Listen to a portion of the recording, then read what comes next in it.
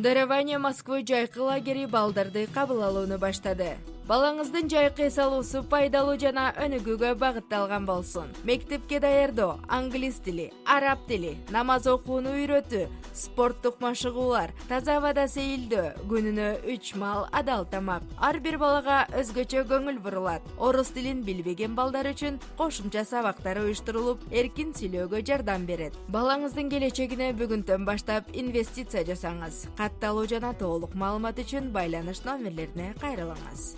Саламатсыздарбы, эфирде жаңылыктар түрмөгү каналга катталып маалыматтарды биринчилерден болуп угуңуз бүгүнкү чыгарылышта. Орусиянын жарандыгы кымбаттады, мигранттар үчүн жаңы өзгөрүүлөр. Орусияда мигранттар үчүн жаңы катуу эреже Федерация кеңеши мыйзамдарды бекитти. Москва облусунда ири рейд 33 миңден ашык мигрант чыгарылды. Москвада чуу, балдар аянтчасына намаз окуган мигранттарга эскертүү берилди.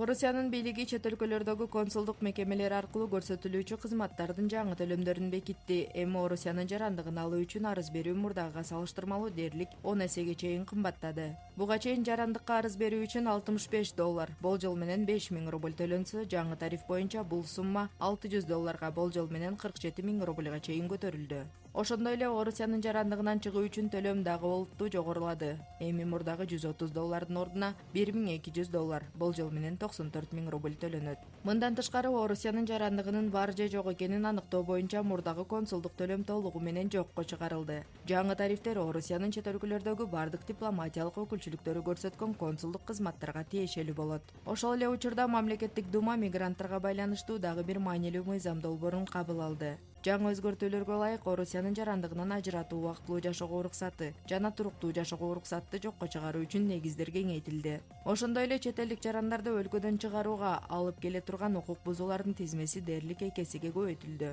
Бул өзгөрүүлөр чет өлкөдө жашап Орусиянын жарандыгын алууну же андан баш тартууну пландап жаткан жарандар үчүн олуттуу мааниге ээ болуп саналат. Эрежелер күчүнө киргенден кийин консулдук кызматтар үчүн мурдагыга караганда кыйла көп каражат төлөөгө туура келет. 24-июлда Орусиянын Федерация кеңеши миграциялык көзөмөлдү күчөтүүгө багытталган мыйзамдардын топтомун колдоду. Жаңы өзгөртүүлөр чет элдик жарандардын Орусияда мыйзамдуу статус алуусуна жана өлкөдө калуу шарттарына түздөн түз таасир этет. Эми убактылуу жашоого уруксат, туруктуу жашоого уруксат же Орусиянын жарандыгын алуу үчүн арыз берген чет элдиктер өздөрүнүн соттолбогону тууралуу расмий документ тапшырууга милдеттүү болот. Мыйзамга ылайык, эгер арыз ээси Орусияда же башка мамлекетте кайсы гана кылмыш үчүн болбосун соттолгону аныкталса, ага РВП, ВНЖ же жарандык берүү четке кагылат. Ал эми мындай маалымат документтер берилгенден кийин белгилүү болсо, мурда берилген уруксаттар жокко чыгарылышы мүмкүн. Бул талап качкын макамын алган же саясий жана убактылуу башпанек алган адамдарга колдонулбайт. Ошондой эле Федерация кеңеши административдик укук бузуулар жөнүндө кодекске киргизилген өзгөртүүлөрдү да жактырды. Натыйжада депортацияга алып келе турган административдик укук бузуулардын тизмеси 2 эседен ашык көбөйдү. Өзгөчө экстремисттик мүнөздөгү мыйзам бузууларга, коомдук коопсуздукка жана коомдук тартипке байланыштуу укук бузуулар үчүн эми айыппул менен катар милдеттүү түрдө депортация каралат. Мындан тышкары миграциялык мыйзамдарды бузгандар үчүн административдик жоопкерчилик дагы күчөтүлөт. Ички иштер министринин орун басары Игорь Зубов бул мыйзамдар коомчулуктун көптөн берки талабына жооп берерин белгилеп, жаңы өзгөрүүлөр чет элдик жарандардын мыйзам бузган учурларына карата жоопкерчиликти күчөтүүгө багытталганын билдирди.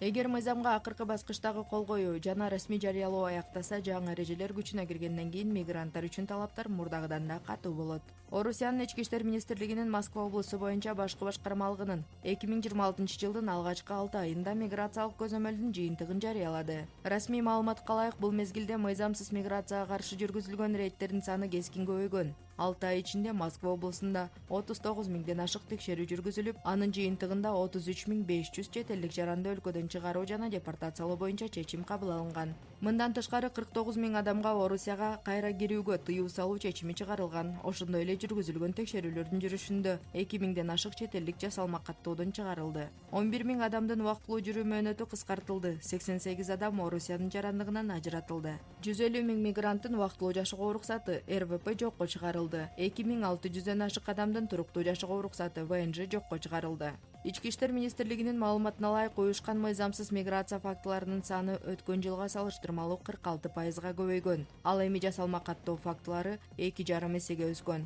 Бул көрсөткүчтөр Москва облусунда миграциялык көзөмөл мурдагыдан да күчөтүлгөнүн жана мыйзам бузган чет элдиктерге карата чаралар катаалдашканын көрсөтүп турат. Москвадагы турак жай короолорунун биринде болгон окуя социалдык тармактарда кызуу талкууга түштү. Интернетте тараган видеодо эки чет элдик жаран балдар аянтчасына намаз төшөктөрүн жайып намаз окуй баштаганы көрүнөт. Видеого ылайык ошол учурда жергиликтүү тургун аларга жакындап келип, бул жер коомдук оюн аянтчасы экенин айтып, намазды бул жерде окубоону талап кылган. Тургун ошондой эле мындай аракеттер мыйзамдык жоопкерчиликке алып келиши мүмкүн экенин айтып, полиция чакыраарын эскерткен. Андан кийин чет элдиктер намаз төшөктөрүн жыйнап, ал жерден чыгып кетишкени маалымдалууда. Окуядан кийин коомчулукта Орусиянын мыйзамдары боюнча коомдук жайларда диний ырым-жырымдарды өткөрүүгө байланыштуу талаптар кайрадан талкууга түштү. Айрым учурларда Орусиянын мыйзамдарына ылайык уруксат берилбеген жерде диний иш-аракеттерди өткөрүү административдик жоопкерчиликке алып келиши мүмкүн. Мындай иштер боюнча чечимди ар бир конкреттүү жагдайга жараша ал сот чыгарат.